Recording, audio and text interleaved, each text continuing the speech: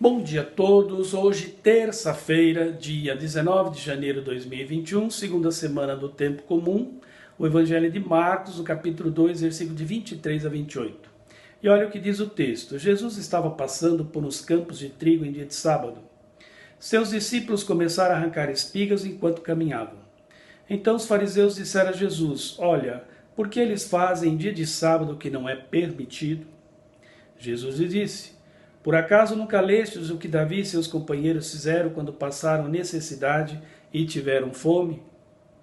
Como ele entrou na casa de Deus no tempo em que Abiatar era sumo sacerdote, comeu os pães oferecidos a Deus e os deu também a seus companheiros? No entanto, só os sacerdotes é permitido comer esses pães. E acrescentou: o sábado foi feito para o homem, não o homem para o sábado. Portanto, o Filho do Homem é também Senhor do sábado. Olha isso. Aqui nós temos Jesus que age com liberdade até mesmo em dia de sábado. E isso cria um problema muito grande, muito sério, em relação aos mestres da lei, aos fariseus daquele tempo. Eles eram apegados à lei, apegados às tradições, e rezava a lei e as tradições que o sábado era um dia sagrado. E ainda é até hoje. Portanto, em dia de sábado, os judeus não trabalham.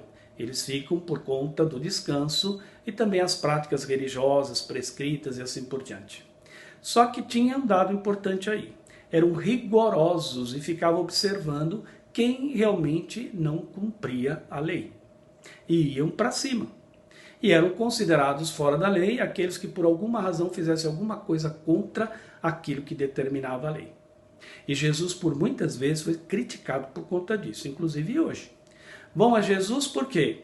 Porque Jesus, passando em dia de sábado por uma roça junto com os companheiros, esses estavam com fome e começaram a arrancar algumas espigas de trigo e comerem para matar a fome.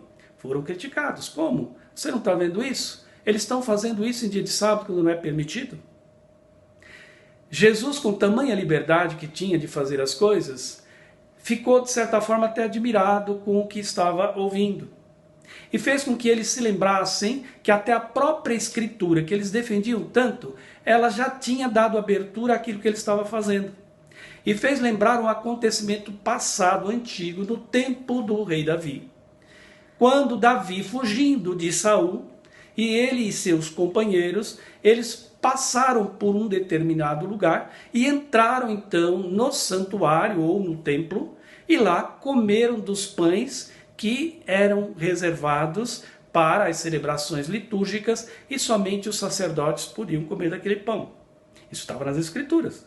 E Jesus fez com que ele se lembrasse disso. Pois é, vocês lembram disso? E lá foi o próprio sacerdote Abiatar, que era a figura principal, a figura mais importante da religião, que fez questão de dar a Davi e seus companheiros aqueles pães para matar a fome. Então vocês estão me criticando por conta de quê, né? Em outras palavras. Afinal de contas, eles não fizeram por uma outra razão, senão para também matar a fome, assim como lá no passado, com Davi e seus companheiros. E foi o próprio sacerdote quem ofereceu. Então, diante dessa realidade toda, fica meio estranho, né, certas atitudes, porque em Jesus, o que realmente pega aqui?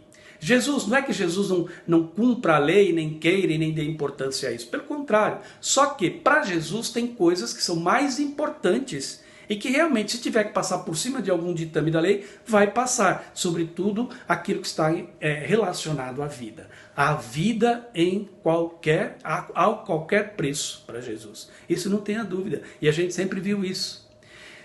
Tanto é que toda a missão de Jesus é de encontro àqueles cuja vida está ali no limite. E toda a ação de Jesus vai para salvar vidas. E ele prepara e previne seus discípulos justamente para isso, para ir de encontro àqueles cuja vida está ameaçada. Então, a vida em primeiro lugar. E aí a gente vai entender aquilo que vem dele mesmo, né? Eu vim para que todos tenham vida e a tenham em abundância. O que significa uma vida em abundância?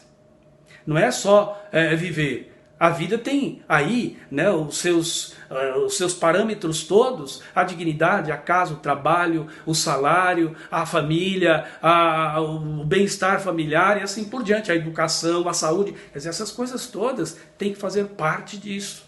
não pode ser pela metade. Então Jesus defende isso e vai para cima justamente com total liberdade quando o assunto é a vida ameaçada.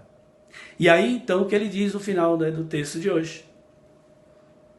O sábado foi feito para o homem, não o homem para o sábado. Isso para que vocês entendam que o Filho do Homem é o Senhor do sábado. Portanto, o sábado está ao seu dispor. Se ele tiver que trabalhar em sábado, no dia de sábado para salvar vidas, ele vai fazer. E aí eu me lembro de um outro texto antigo. Meu pai trabalha e eu também trabalho. E isso é constante. Não tem um momento que ele para. Não, Deus nunca parou. E o Filho de Deus também nunca parou e nem nunca vai parar. Então a ação salvadora, ela é contínua no tempo e na história. Olha isso, a bênção do Deus Todo-Poderoso, Pai, Filho e Espírito Santo, desça sobre vós, permaneça sempre. Amém. Tenham todos um bom dia, fiquem todos com Deus.